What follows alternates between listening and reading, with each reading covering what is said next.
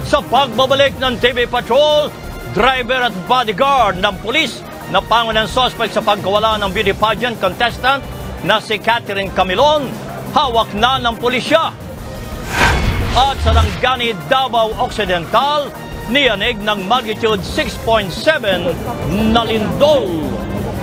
Nagbabaga pa rin ang mga balita sa pagbabalik ng TV Patrol!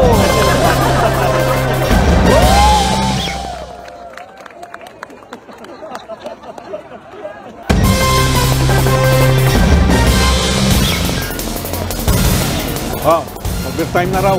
Iyan po mga balitang binantayan namin para sa inyo. Ako po si Henry Umaga Diaz.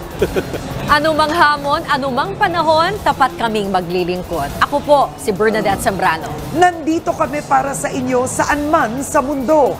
Ako po si Karen Davila.